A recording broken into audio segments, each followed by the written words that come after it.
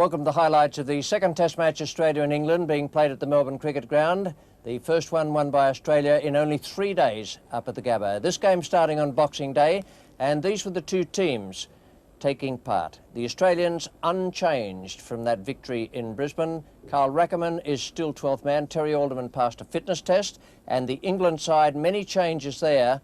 It's a team beset by injuries, but chock full of hope. The toss went to England, and a good toss to win. Looked an absolute belter of a pitch, a lovely flat white strip out in the centre. And we join play now with just 3 runs on the board. Bruce Reid is the bowler, and taking strike is England captain Graham Gooch. Finds the edge, and it goes through the gully region. The outfield's very fast. That's the first boundary of the second Test match.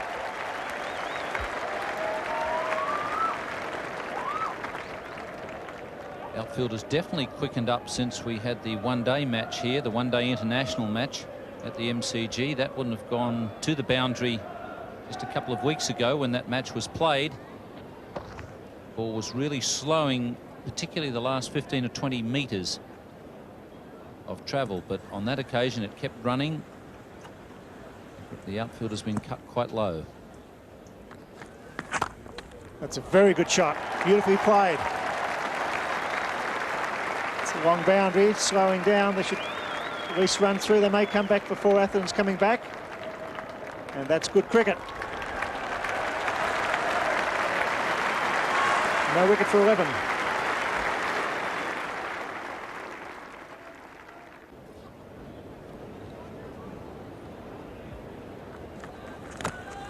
It's pretty obvious that Gooch is going to play some shots here this morning. He missed hit that one, but he's looking for the drive.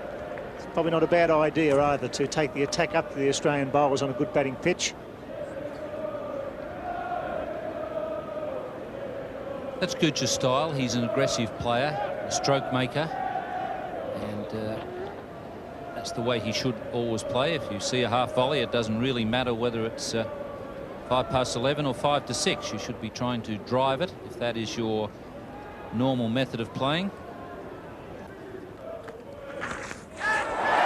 On, first wicket's down, caught by Boone at bat pad. Never looked comfortable against Reid. David Boone's 50th Test catch.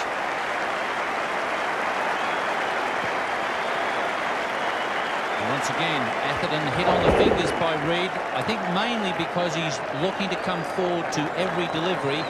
Not a good method against Bruce Reid, because he will get the ball to lift quite sharply. So David Boone in his 50th Test match, catching Atherton. England 1 for 12. Wayne Larkin's batting at number 3. Oh, he's given him out. The big question is, would that have hit the stumps?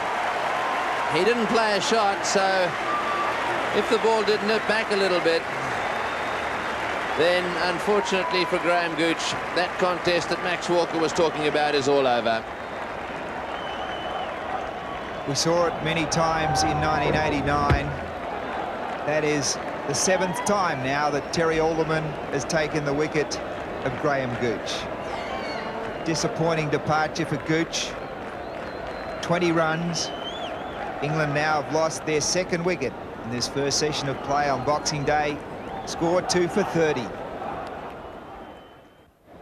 Robin Smith is the new batsman, 27 years of age, and he's got a decidedly better career average than most, averaging over 50.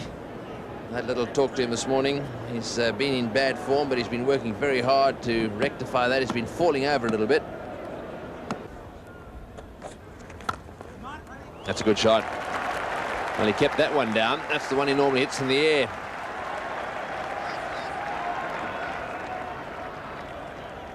Merv having to do the chasing there, so 3 to Smith. Right off the meat of the bat. But Merv is on his way, the crowd right behind him.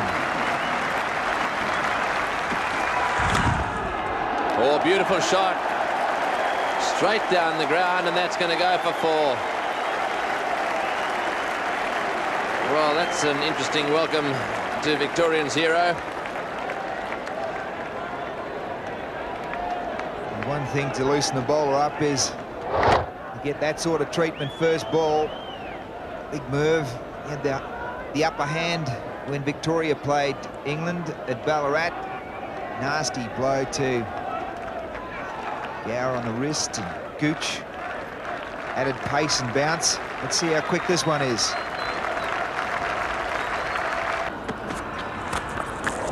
Always pulled that one away. That's going down towards the boundary at mid-wicket. It's a long boundary down there. Will it get there? I don't think so.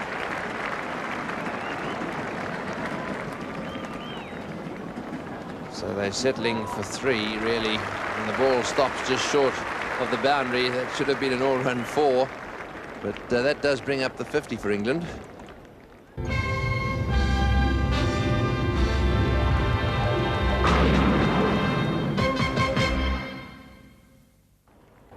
Lots of encouragement for England here today. Graham Gooch has won the toss, and there are many supporters out here. Plane loads of supporters, and quite a few from the Yorkshire area, Otley, Havant, Guiseley cricket clubs. Some tremendous cricket fans in that area. Seagulls from Sussex. Up in Yorkshire, other places like Collingham and Follyfoot. Very, very keen cricket areas. Alan Border is making the field changes now. Greg Matthews is getting the fingers working. Here's Tony Greig, and with him is Bill Lawry. That's a good shot. Beautifully played by Larkins. Right into the gap on the offside. Not quite to the boundary. And almost every cricket ground in the world, that would have been 4. But here at the Melbourne Cricket Ground, you've got to hit them just a little harder. Good afternoon, Bill. Good afternoon, Tony. Good afternoon to all our viewers, be it in England, New Zealand or Australia, and what a wonderful day for a test match. Fast outfield, bright sunny day, dry pitch, and Matthews brought on because the wicket is placid and possibly there may be some turn on the first morning.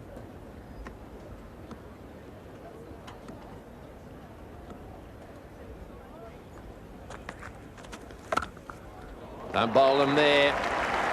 Not to Robin Smith. Into the fence it goes. Well, I don't know what you think, Bill, but this looks like Robin Smith is doing a lot of hard work. Yes, well, he worked very hard at Ballarat against Victoria to find some form. Here he rocks back. He's a beautiful square of the wicket player, and I think he's appreciating the lack of bounce in this pitch. He has been troubled by the extra bounce on the Australian tracks, but here today it looks to be a perfect batting strip. That's a short ball, and he smashed that one away again. That's going down to the boundary, square of the wicket for 4. He bowled one of those in the first over and was treated harshly, and that really was hit beautifully by Smith. Yes, he's a fine player. Square of the wicket. He hits with tremendous power. He's well balanced, and that was beautifully placed as well. And the big crowd love to see a batsman in form here at the Melbourne Cricket Ground, and Smith may be the man for England today. And the danger man, as far as I'm concerned, is back into the attack.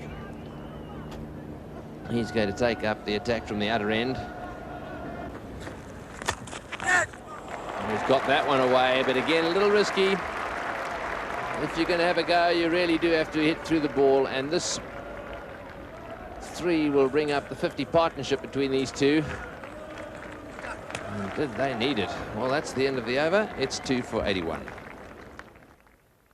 England recovered from their early setback to be 2 for 89 at lunch. It's through the cordon. Slowing down as Steve Waugh gives chase. It just makes it valuable runs for England.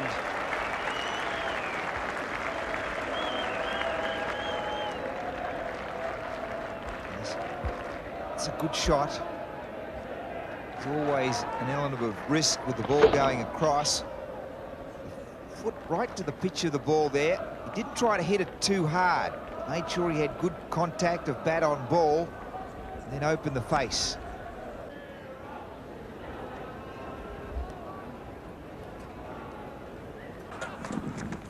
Oh, beautifully driven. Glorious shot. The on drive. Beautifully played. That's the 100 up for England. And for Larkins, a beautiful shot. When you're having a run of outs, things not going quite well, you've got to believe in your own ability. There's no doubt he has the ability to play good shots like that. He scored lots of first-class centuries. That is a good shot. Middled, no falling away, head over the ball, elbow cocked, pointed down the crease. There it is. Well, he should get a great ovation because it's one of the great comebacks by Wayne Larkins. That goes for 4. She should certainly wave to the crowd.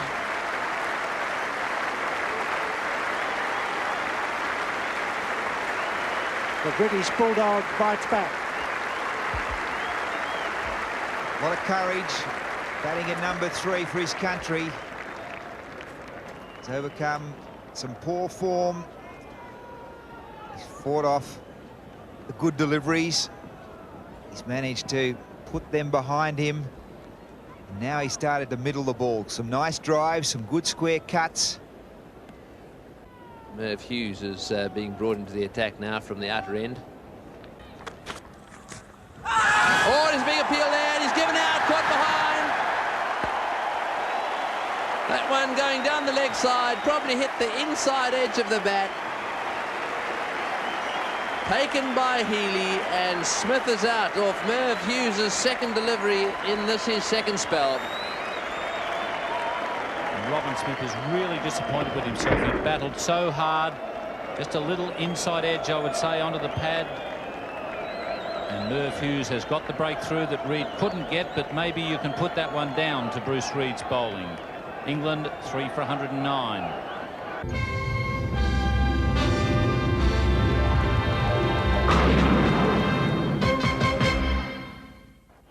David Gower is the new batsman. Gower's gone over the top. Big Merv Hughes was hoping to get an edge somewhere in the area of first, second slip, maybe gully. Trying to force Gower into one of his strengths, which is off the back foot, trying to force the ball on the offside. This time Gower gets away with it.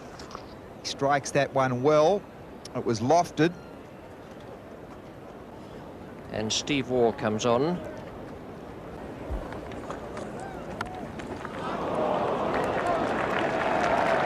No matter what Border does with his field settings at the moment, the ball just eludes them, not by much, but just enough to frustrate Steve Waugh. It's 3 for 142.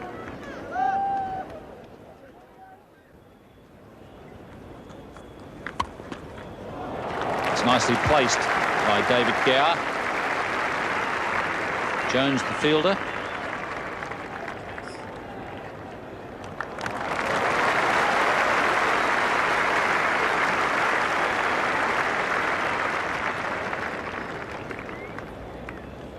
Well, nice chase by Dean Jones, but for David Gower, just a nice, leisurely and easy push into the covers, and a good return by Dean Jones.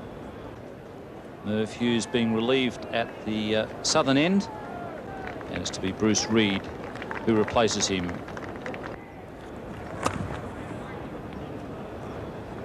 I must say he's played with a lot of responsibility in this innings, because his shot selection has been pretty good, and certainly he hasn't been panicked into doing anything silly by this slow progress after lunch.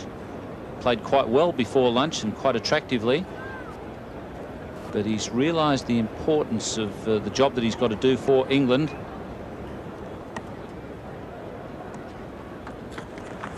And taken by the keeper. And suddenly that concentration is broken, and Bruce Reid gets a well-deserved wicket. He's been the best of the Australian bowlers, and what a time to get it, just before tea. Well, that's a devastating blow for Larkins and for England. Just what I was saying, a lack of concentration. A ball there he should never been driving. Feet and body miles away from the ball. Far too wide to be driving at that. And after he got bogged down for a while, he's now got himself out. or 64 very good runs, and left England at 4 for 152. The new batsman is Alex Stewart. It's a great shot. Confidence building with a cover drive there for Stewart. 3. Stewart, natural free-flowing stroke player. He used the angle of delivery, just slightly over-pitched, and was able to use his favourite shot, the cover drive. Still, the thing that is pressing me today, the way the border has kept on the pressure.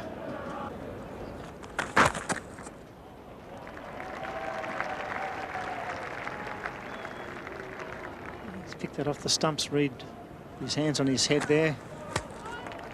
Gower just cannot break the shackles at the moment against Reid. He's tried to take the attack up to the Australian bowlers today, but Reid's so persistent. He's nagging away at the stumps. That was 32 not out. T. Thought a lot about how the next couple of hours ought to go. He'll be a big part of it. It's well played. Couldn't quite time that. Hit it fairly high on the blade, close to the splice. England 4 for 173. And Gower to take strike.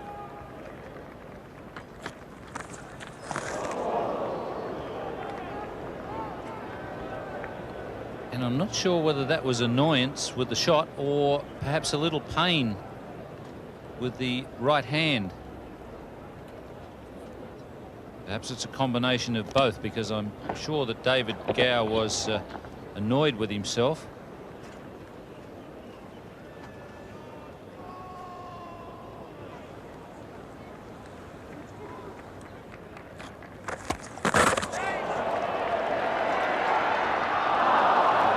Good effort. Miscued stroke there on the pull from David Gower, but up comes his 50. That was a marvellous effort from Dean Jones to take the catch. 50 to David Gower, and 3,000 runs against Australia in test matches at the same time. He's the second Englishman to do it. Jack Hobbs was the other one. 3,636.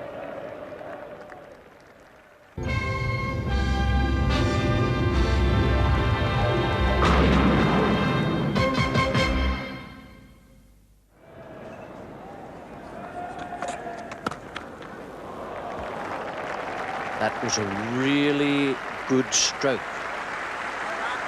And he hit it into the water as well. Four for 200.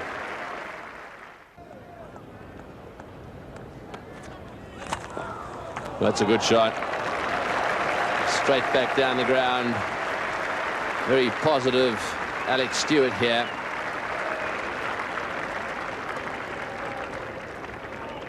The interesting thing about this is that he's prepared to try anything. That was a leg break again.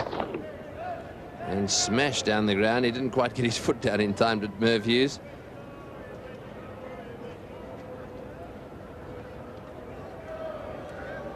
Greg Matthews starting his second stint. It's well driven and well fielded. And good evening, Ian Chappell. Good afternoon, Bill. It's a good diving save there by the skipper, Alan Border. Fielding at extra cover. Mid-off is deep. David Boone just inside the fence.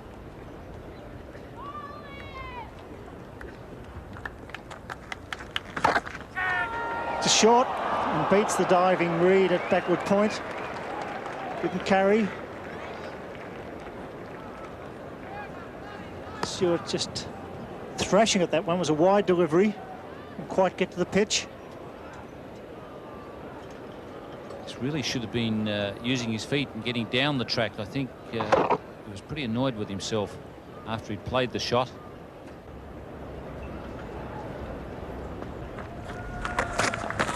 And he does pull, and he pulls straight.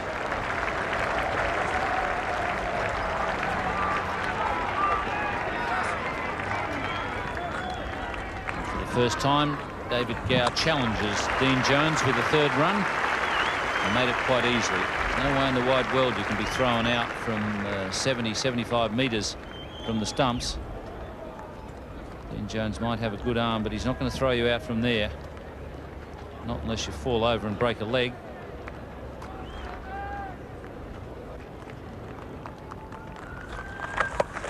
And he pulls that away. Hughes going around. Bounces just in front of him at deep fine leg. Not a chance. Hook shot by Stewart. The end of the over from Reid. 4 for 234.